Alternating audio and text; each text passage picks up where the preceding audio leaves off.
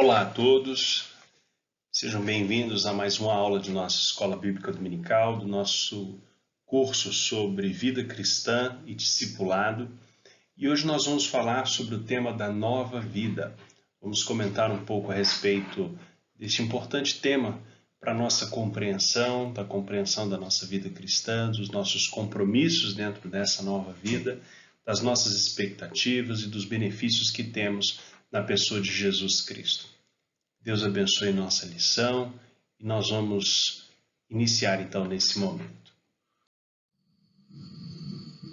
Para termos um bom entendimento do que é a nova vida, é preciso também compreender o que significa a velha vida, do que de fato nós estamos falando quando falamos de conversão, quando falamos de mudança de estilo de vida, mudança de fé, o que estamos dizendo quando nós nos referimos então a essa nova vida.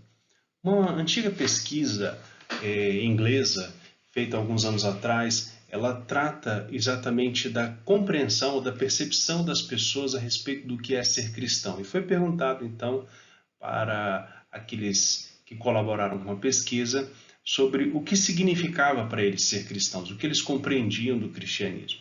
Eles pensavam então que os cristãos eram aqueles que não bebiam, não fumavam e eram contra o homossexualismo. De maneira geral, as pessoas não conseguem compreender quais são os fundamentos reais que nos movem a uma nova vida, a uma vida cristã. Não basta apenas mudarmos determinadas condutas, determinados comportamentos ou o entendimento nosso a respeito de questões sociais. É importante que nós venhamos, de fato, a enxergar a nova vida sob uma perspectiva de mudança de direção. Nós vivíamos uma velha vida que estava, de alguma forma, distante de Deus em todos os seus aspectos. E agora nós estamos focados em uma nova vida, em um novo projeto. O que precisamos entender é que a velha vida, ela sempre estará relacionada aos interesses do Deus deste século. E quem é o Deus deste século? Lá em 2 Coríntios, no capítulo 4, verso 4, a palavra nos diz que o Deus deste século cegou o entendimento dos incrédulos, para que não lhes resplandeça a luz do Evangelho da glória de Cristo, o qual é a imagem de Deus.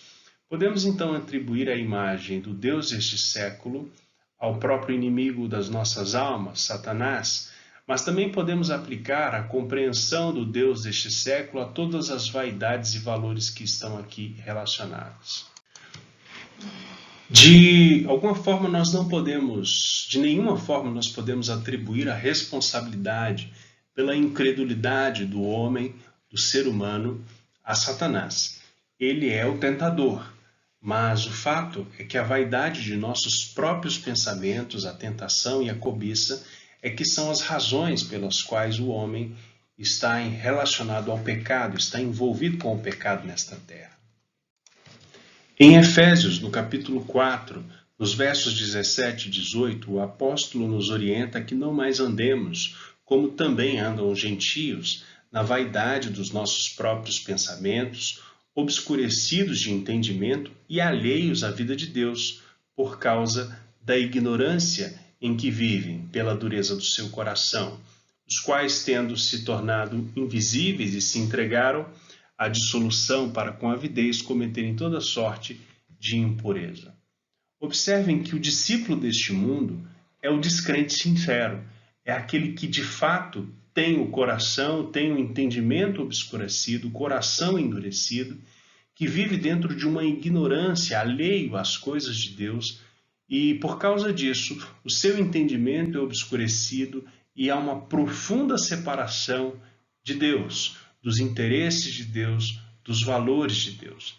A condição natural do homem é aquela que o leva a se entregar à dissolução e a cometer toda sorte de impureza. Por isso, em Efésios 2:1, o apóstolo, mais uma vez, ele diz que nós estávamos mortos em nossos delitos e pecados. Essa é a condição natural do homem, que nós podemos chamar de a velha vida do homem, ou do homem não regenerado. Muitas pessoas que nós conhecemos são de pessoas boas, ainda que não sejam crentes, pelo menos as reconhecemos assim. São pessoas que podem ser bondosas, caridosas, respeitosas, sem que percebamos nela atitudes violentas ou perversas. Então, de que de fato somos salvos se algumas pessoas podem existir dessa forma sem se aproximarem de Deus? Somos salvos da condição natural do homem. A palavra de Deus nos diz que todos nós somos pecadores e carecemos da misericórdia de Deus. Não há qualquer homem que exista e que continue a existir sobre a terra que não venha cometendo pecados. Independente do grau desse pecado, de ser maior ou menor o grau de perversão ou de violência, todo pecado ele é uma ofensa a Deus. E essa ofensa ela é suficiente para o afastamento da pessoa de Deus, a danação eterna do homem em sua decadência moral, levando à sua ruína e a consequente condenação às penas do inferno. Nesta forma, podemos entender que todo homem está condenado ao inferno em sua forma natural, por causa da herança pecaminosa que vem desde Adão.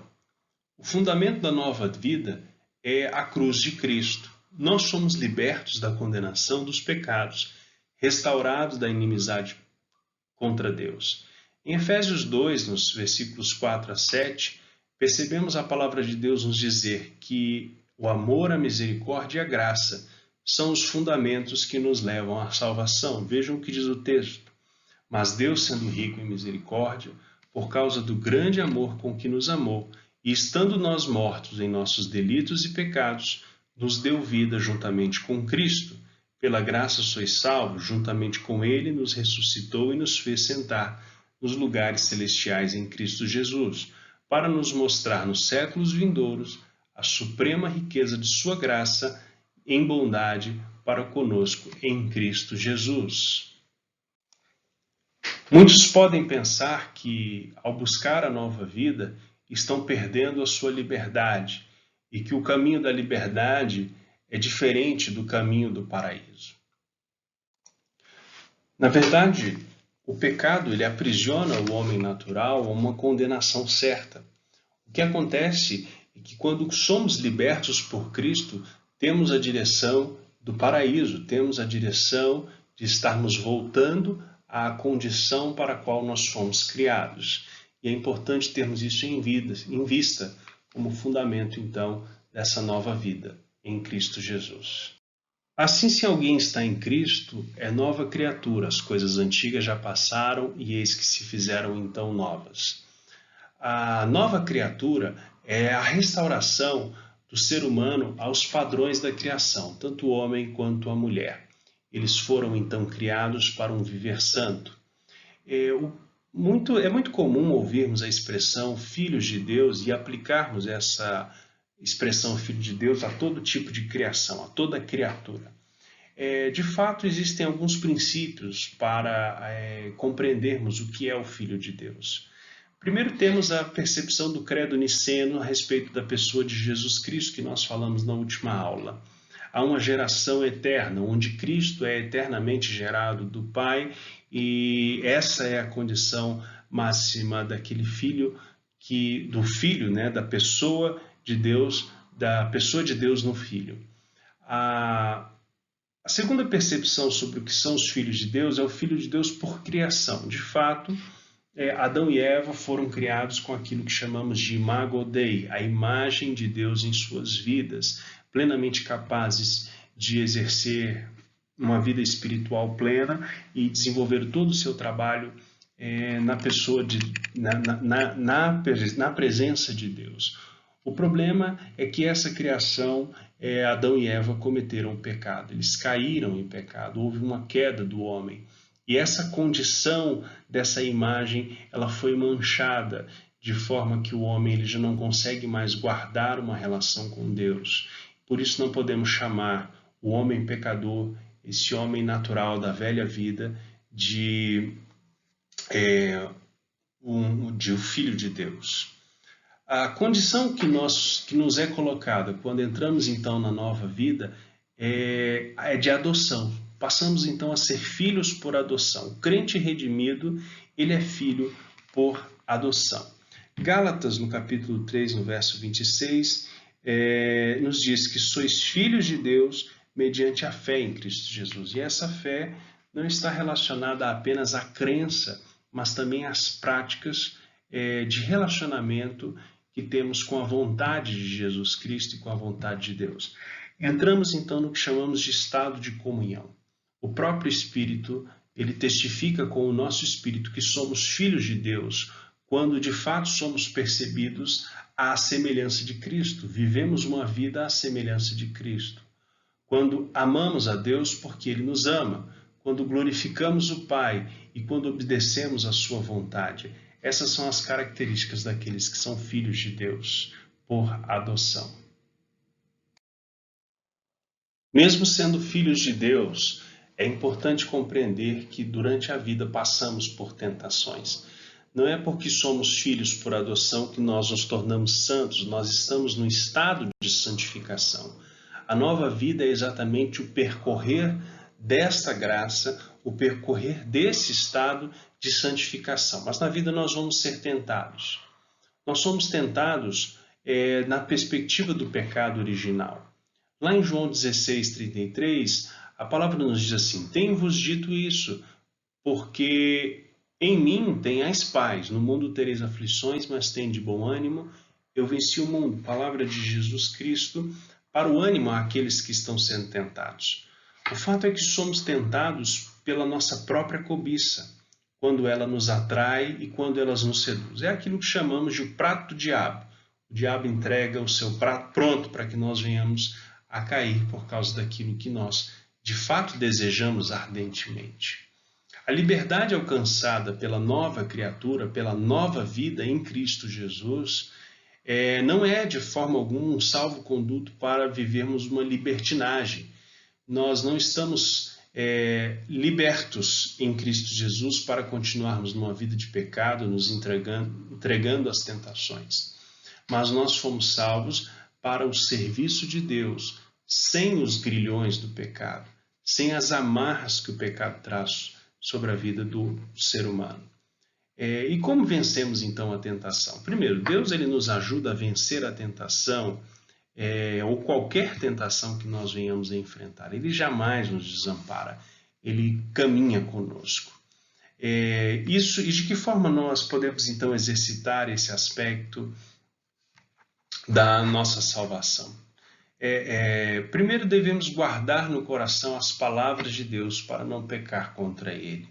Ler a palavra, conhecer a Escritura é essencial para que venhamos a vencer o pecado e nos livrarmos das tentações. Em segundo lugar, precisamos vigiar e orar para que não venhamos a entrar em tentação. É importante desenvolvermos o aspecto de nossa vida devocional com constante vigilância, com constante oração e com a meditação na palavra. E em terceiro, sujeitai-vos, portanto, a Deus e resisti ao diabo, e ele fugirá de vós. O fato é que o diabo não subsiste quando ele não tem sua vitória, quando nós de fato estamos sujeitos à vontade de Deus, vivendo dentro dos planos do Senhor. A tentação vem, mas o diabo é quem foge. Nós não precisamos nos preocupar, porque o Senhor está conosco. E quando nós caímos em pecado, o que acontece? Porque mesmo guardando todos esses princípios e nos sujeitando, nós temos a nossa natureza pecadora em nós. E quando o pecado vem? Fato é que a palavra também ela nos dá uma orientação nesse sentido, lá em 1 João 1,9. Se confessarmos os nossos pecados, ele é fiel e justo para nos perdoar os pecados e nos purificar da injustiça. Nós não apenas temos o perdão de Jesus, o perdão do Senhor pelo sangue de Jesus, mas também somos purificados, transformados, para que não venhamos mais a viver e continuar na vida daquele pecado. Isso é o princípio da nossa vida, é nisso que consiste também o interesse de nossa nova vida em Cristo Jesus. O crente redimido, aquele que encontrou a nova vida em Cristo Jesus, ele também está agora submisso à vontade de Deus. ele precisa compreender que há um senhorio de Cristo. E isso não é apenas uma percepção a respeito de sua vida espiritual, do pecado. Jesus venceu a morte, venceu o inferno, venceu o pecado, me perdoou os pecados. E de fato, enquanto todas essas coisas de fato são verdades, não podemos compreender que elas se limitam a isso, que o senhorio de Cristo se limita a isso. Na verdade, toda a nossa vida deve então ser submetida ao senhorio de Cristo. Não se trata apenas de uma questão espiritual etérea que ficou lá para a eternidade. Não, ela precisa hoje, nesse momento. A nossa vida hoje, nesse momento, precisa estar submetida à vontade de Cristo. Por isso, a condição de Jesus nessa nova vida em que vivemos é de mestre e senhor. Ele próprio afirma isso lá em João 13.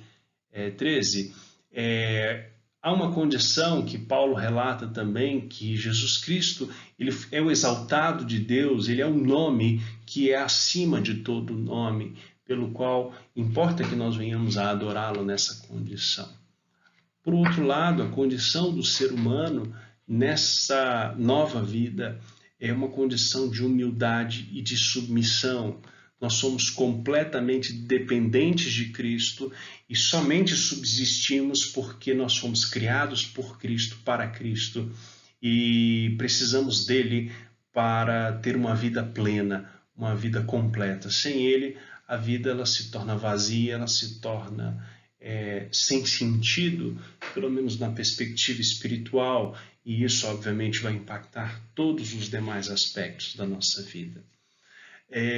E a condição de Jesus sobre os poderes, de forma que, mesmo isso, as questões seculares que vivemos, a questão da nossa alimentação, do nosso trabalho, do nosso crescimento, do nosso desenvolvimento, todas essas coisas também estão submissas ao senhorio de Cristo.